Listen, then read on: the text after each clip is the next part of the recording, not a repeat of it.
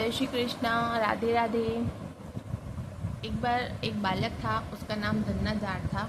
उसके घर एक बार ऋषि मुनि आए, तो वो अपने साथ में शालिग्राम जी को लेके आए। वो उनकी रोज़ सेवा करते, कभी दूध से नहलाते, कभी पंचामृत से नहलाते, कभी गंगा जल से नहलाते। इस तरह से उनकी रोज़ सेवा करते, फूल माला चढ़ाते, उनको भोग लगाते, तिलक लगाते। तो धन्ना जाट उनके पास बैठा बैठा हमेशा देखता रहता था और बड़ा आनंद मग्न होता देख के, रोज़ उसको आनंद आता। तो एक दिन वो ऋषि मुनि जाने लगे तो वो धन्ना जाट जोर जोर से रोने लग गया कि मुझे आपके ठाकुर जी दे दो, मैं सेवा करूँगा। तो फिर वो ऋषि मुनि उस रात को वहीं रुक गए। और फिर जब धन्ना जाट सोया, तब बाहर से एक काला गोल मटोल पत्थर लाके और सिंहासन पे विराजित कर दिया और अपने ठाकुर जी नीचे रख दिए।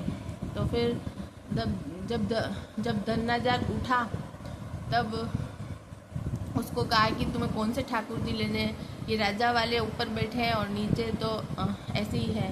तो फिर धन्ना जाट ने कहा मुझे तो राजा वाले लेने हैं। तो इस तरह से उनको पत्थर दे के और वो ऋषि मुनि वहाँ से चले गए।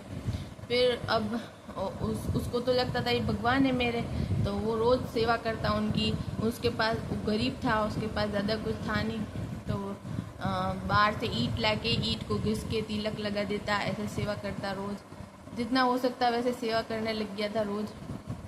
तो फिर एक दिन एक ऋषि मुनि और आए, तो फिर उन्होंने उसको सब कुछ बताया, उन्होंने धन्ना जाट ने। तो फिर उन्होंने कहा कि तुम भोग नहीं लगाते, भोग भी लगाया करो, भगवान को भूख भी लगती है। तो फिर वो अपनी माँ से कहते हैं कि ना भोग बनाओ भगवान के लिए। फिर वो बनाते हैं, उनके घर में जो कुछ होता है वो फिर वो भोग लगाने के लिए ले जाते हैं। भोग लगाने के लिए ले जाते हैं तो भगवान को भोग लगाते हैं। और जैसा उन्होंने देखा था कि ऋषि मुनि कैसे कर रहे थे, पर्दा लगा रहे थे, तो पर्दा लगाते हैं और फिर है ना देखते हैं, बार बार पर्दा हटा के देखते हैं खा रहे कि नहीं खा रहे, लेकिन भगवान नहीं खाते हैं। तो ऐसे करते करते उनको एक दिन निकल जाता है, वो सो जाते हैं। वो कहते हैं कि ना आप नहीं खाओगे तो मैं भी नहीं खाऊंगा, और सो जाते हैं। और फिर ना दूसरे दिन वापस कोशिश करते हैं भोग लगाने की, वापस पर्दा लगाते हैं, वापस हटाते हैं, पूरे दिन यही काम करते रहते हैं और भगवान नहीं खाते हैं। तीसरा दिन होता है, तीसरे दिन भी ऐसे ही करते हैं। और फिर वो गुस्सा भी आता है उनको, ये है ना अभी तक खा नहीं रहे, कब से कहे जा रहा हूँ, मैं भी भूखा बैठा हूँ। गुस्सा भी करते हैं। फिर पर्दा लगाते हैं तो भगवान के चटकारे लेने की आवाज़ आने लग जाती है, भगवान खाने लग जाते हैं। तो फिर क्या होता है कि भगवान प्रकट हो जाते हैं उसके सामने फिर, और फिर उसके साथ रहने लग जाते हैं, लीलाएं करने लग जाते हैं। फिर क्या होता है कि थोड़ा वो बड़ा हो जाता है तो गाय वाय चराने जाता है। तो भगवान को अपने शालिग्राम जी को अपने जेब में रख के जाता है, रोज़ लेके जाता है साथ में। और फिर वहाँ पे जंगल में जाके और शालिग्राम जी को निकाल देता है। फिर कहता है यहाँ पे कोई नहीं है, अब आप प्रकट हो जाओ। तो वो प्रकट हो जाते हैं रोज़ और उसके साथ गाय चराते हैं और रोज़ फिर घर पे आ जाते हैं, भोजन करते हैं, ऐसे उसके साथ रहने लग जाते हैं भगवान। तो एक बार क्या होता है कि वो जो ऋषि मुनि थे वो वापस आते हैं उनके घर पे।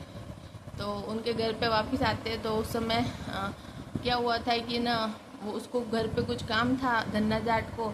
तो उसने कन्ना जी से कहा कि ना आप ही गाय चरा के आ जाओ, मेरे को घर पे मेहमान आए हुए काम है।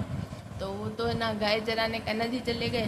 तो वो ऋषि मुनि आए तो उन्होंने कहा कि तुम्हारे ठाकुर जी का है और कैसे चल रही है तुम्हारी सेवा। तो वो कहते हैं कि मेरे ठाकुर जी तो गाय चराने गए। वो फिर ऋषि मुनि सोचते हैं कि ये तो अभी भी बच्चे, ये बच्चे जैसी बातें कर रहा है, ठाकुर जी कैसे गाय चराने जा सकते हैं, मैंने तो इसको पत्थर दिया था। तो फिर थोड़ी देर में क्या होता है, शाम हो जाती, गोधूली वेला, और ठाकुर जी आते हुए दिखाई देते हैं। आते हैं तो धन्ना जाट को ही दिखाई देते, गुरु जी को दिखाई नहीं देते उनके। तो फिर ना वो धन्ना जाट कहते हैं कि लो ठाकुर जी आ गए।